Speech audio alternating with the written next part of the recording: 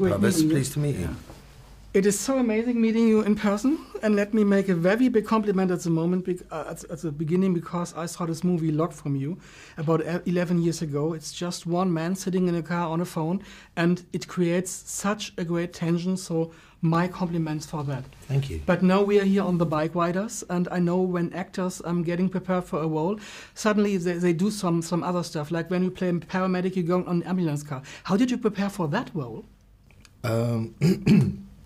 For the Bike Riders, yeah. I already ride bikes to a lesser degree, rather than a greater one.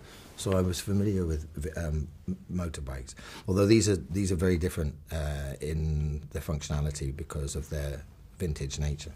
So they don't have the same. They don't have ABS brakes. They have a throttle that you have to return back to its holder, as opposed to a spring that brings it back. So they have to be negotiated in a different way. So technically, a bit of bike riding. The rest was actually a matter of talking to Jeff, and that's not really sort of passing him the ball, but I suppose it is as well at the same time. Everything I needed to know as a performer or an actor or whatever you want to call it, face puller, was in the case file and the script that was written by Jeff, and everything that he wanted was in there. So I just had to ask him what exactly he wanted. I think that was quite intense for you sometimes, but you'll get it again. What would you say? Why is Tom the perfect Johnny? He brought something to the character that was better than what was on the page, is the truth. I think it would have been really easy for this character of Johnny just to have a father-son relationship with Benny, for example. But that's not what we see in the film. It's almost as if Johnny covets this young man, and it changes the dynamic of that relationship into something far more interesting. And so when I looked at Tom's performance, that's what I'm continually impressed by, is that he took it to a place that I didn't necessarily see all the shapes of. Mm. I love this behind-the-scenes memories. Did you have maybe some bloopers for me? Maybe something happened on sets that are unexpected, some weird things, some funny things during the work with the motorcycles or anything around? We're so serious, aren't we? I know. No, we're very serious filmmakers. We don't have any no fun. laughter. No laughter at all. There must have been. We were too busy focusing on trying to get it, make the day. But I can't recall anything that stands out. There was a blooper. I don't remember any bloopers. Perhaps there was we enjoyed definitely the big rally at the beginning when we had the fight scene at the very beginning of the shoot. Yeah, for sure. That was a great. When everybody saw it for the first time and for sure the gang was sitting around, it was fun. There was a lot of fun. There was a lot of. There was a lot. I mean, for you probably not fun, but for us. No, it was incredible. I mean, you get this group of actors together. You look at this film, and they're just every frame. You just got foreground, midground, background, great actors. So for me, it's a blast because I can point the camera anywhere I want, and there's somebody doing something pretty interesting. It's not a blooper. Not a blooper, though. No.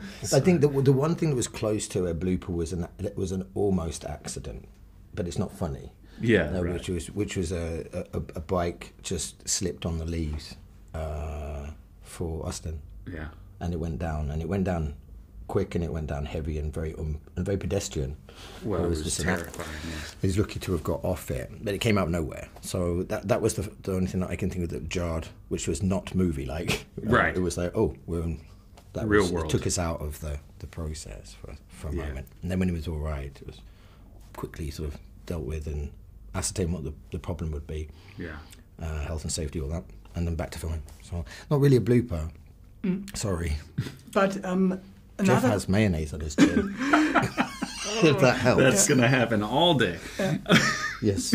Another question, because I know that you are a method actor, so... No, I'm not. Oh, okay. No, just sorry. Okay. That's not like you touched a nerve. Okay. It's just I'm not. Because I just wanted to ask if it probably helps in this kind of role. Is just not necessary for the role of Johnny? I think it's because I'm a geek. Okay, I think the words method acting always trigger make me feel. I feel like responding to that with a sort of 4-hour-long lecture as to what method acting may or may not be. And so it's like, oh, I'm glad you asked, but we haven't got the time. So fundamentally, in a nutshell, there's 2 types of acting: convincing and not convincing. And then midway between the two is any method necessary, including fake it to make it. I could be saying something and thinking, what's for lunch? And that could work and translate. So no, it's not necessary. I think what is really necessary for me as an actor, and only speaking for myself, is the nature of the relationships on set and the who knows the most and best idea wins in service of a text, and if something is translating or not. So I feel comfortable that I can reach a character definition. I feel comfortable if Jeff says that's not very convincing and it doesn't hurt, or if that's working, and to keep investigating. So it's a little bit more like fetching a stick for a dog. That's not. I don't remember ever saying it didn't work. There you go, like a lot of sticks. But it was more less method acting and more enjoyment of a task achievement or goal orientated achievement in an ensemble. Thank you so much for the great explanation. All the best for the coming of the movie. See you at the Red Carpet tomorrow evening.